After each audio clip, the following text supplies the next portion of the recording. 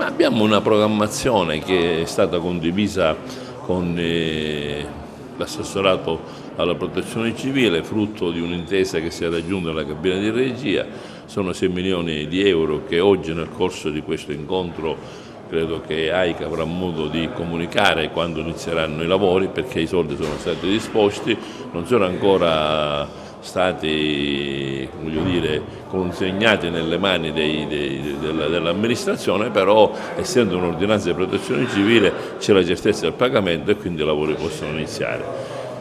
La seconda parte è quella diciamo così, del dissalatore. Ieri abbiamo approvato una legge che indica una somma cospicua a proposito di nuove attenzioni verso questo territorio che versa soprattutto Agrigento in una condizione difficile e si è acclarato che una somma di circa 1 milione di euro servirà per fare immediatamente il progetto del dissalatore.